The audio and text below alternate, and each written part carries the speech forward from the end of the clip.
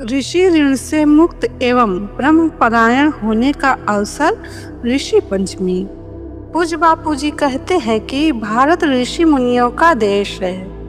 इस देश में ऋषियों की जीवन प्रणाली का और ऋषियों के ज्ञान का अभी भी इतना प्रभाव है कि उनके ज्ञान के अनुसार जीवन जीने वाले लोग शुद्ध, सात्विक, पवित्र व्यवहार में भी सफल हो जाते हैं और परमार्थ में भी पूर्ण हो जाते हैं। ऋषि तो ऐसे कई हो गए जिन्होंने अपना जीवन केवल बहुजन हिताय, बहुजन सुखाय बिताया। हम उन ऋषियों का आदर पूजन करते हैं। उनमें से भी वशिष्ठ जी, विश्वामित्र, जमदग्नि, भरद्वाज, अत्रि, गौतम और कश्यप, इन सप्त ऋषियों का स्मरण पातक का नाश करने वाला, पुण्य अर्जन करने वाला, हिम्मत देने वाला है। ज्ञान प्राप्त करने के लिए जिन महापुरुषों ने एकांत जंगल में निवास करके अपने प्रियतम परमात्मा में विश्रांति पाई, ऐसे ऋषियों आर्षदृष्टाओं को हमारा प्रणाम है। ऋषि पंचमी के दिन ऋषियों का पूजन किया जाता है।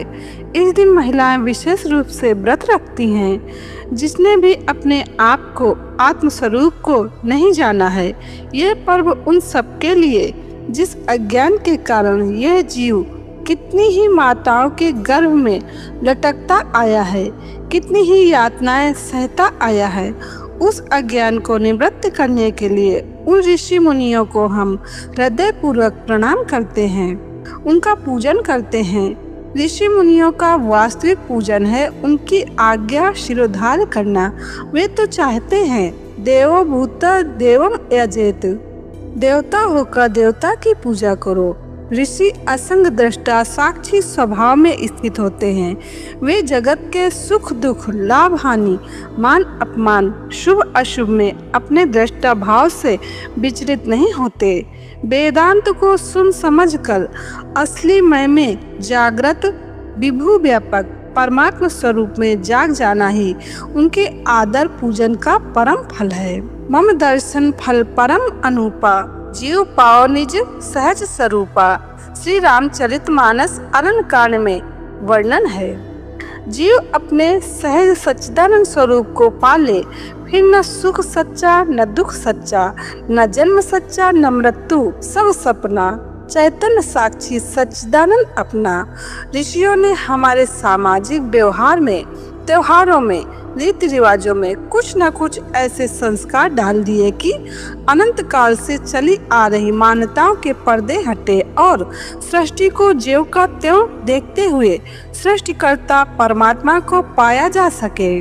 ऋषियों के प्रति कृतज्ञता व्यक्त करने के लिए उनका पूजन करना चाहिए। ऋषि ऋण से मुक्त होने का प्रयत्न करना चाहिए।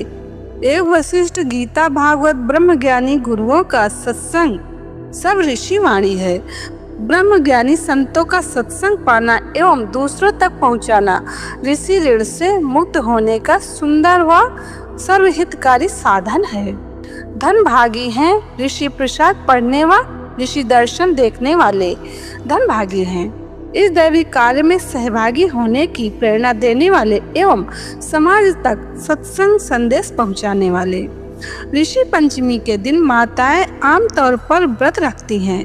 जिस किसी महिला ने मासिक धर्म के दिनों में शास्त्र नियमों का पालन नहीं किया हो या अनजाने में ऋषि का दर्शन कर लिया हो या इन दिनों में उनके आगे चली गई हो, तो उस गलती के कारण जो दोष लगता है, उस दोष का निवारण करने हेतु वो व्रत रखा जाता है।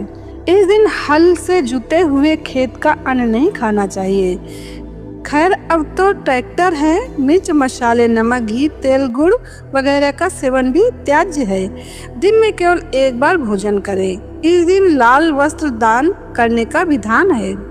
ऋषि पंचमी का यह व्रत हमें ऋषि ऋण से मुक्त होने के अवसर की याद दिलाता है। लौकिक दृष्टि से तो यह अपराध के लिए क्षमा मांगने का और कृतज्ञता व्यक्त करने का अवसर है, पर सूक्ष्म दृष्टि से देखें तो यह अपने जीवन को ब्रह्मपरायण बनाने का संदेश देता है। स्रोत ऋषि प्रसाद, अगस्त 2014 से। इंडिया एक्सप्रेस आपको दिखाए सच का।